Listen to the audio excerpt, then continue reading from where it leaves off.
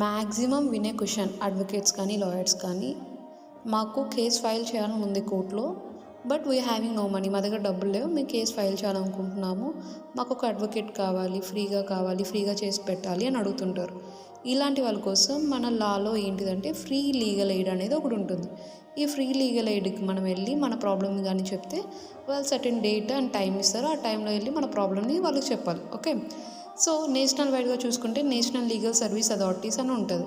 So దీని యొక్క పని ఏంటిదంటే, ఎవరైతే ఫ్రీ లీగల్ ఎయిడ్కి అప్లై చేసుకున్నారో వాళ్ళ ప్రాబ్లమ్స్ విని, ఇద్దరు ఆర్గ్యుమెంట్స్ విని, సో ఎవరి ముందు వింటారు, బెంచ్ పర్సన్స్ ఉంటారు. ఆ బెంచ్ పర్సన్స్ ముందు మనం ఏదైతే చెప్పుకుంటామో, మన ప్రాబ్లం ఏదైతే చెప్తామో అది విని వాళ్ళు ఒక సజెషన్ ఇస్తారు, ఒక జడ్జిమెంట్ ఇస్తారు.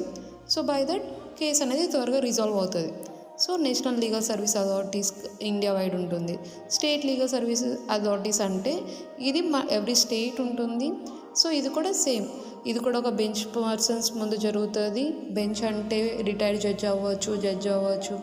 ఇన్ సమ్ కేసెస్ అడ్వకేట్స్ కూడా ఉంటారు.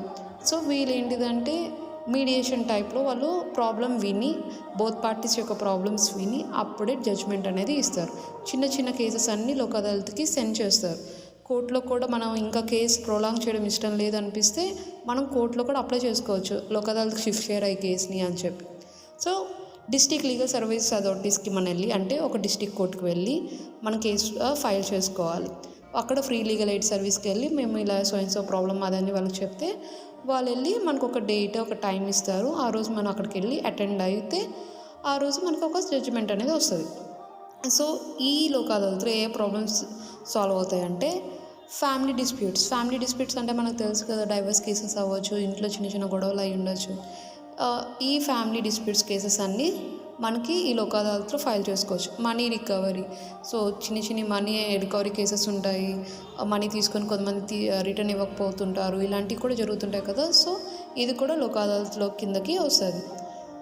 అండ్ నెక్స్ట్ చూసుకుంటే పెట్టి కేసెస్ అంటాము. చిన్న కేసెస్, న్యూసెన్స్ కేసు కావచ్చు, లేదంటే ఏమైనా చిన్న గొడవలు ఉంటాయి కదా, మరీ too much not big one, but it also small cases, ఇలాంటివి కూడా అక్కడ డీల్ అవుతాయి.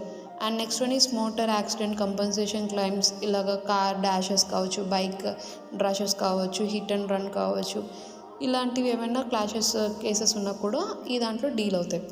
సో మనం ఈ చలానాస్ చూసుకుంటే, ఈ మధ్య మన ఈ చలానాలోకి వెళ్ళి లాగిన్ అవుతే వాళ్ళు ఒక డేట్ అండ్ టైం ఇస్తారు. ఆ రోజు కోర్టుకి వెళ్ళి అక్కడ మనము మన ప్రాబ్లం కూడా కంప్లీట్ చేసుకోవచ్చు. ఈ చలానా అనేది కొన్ని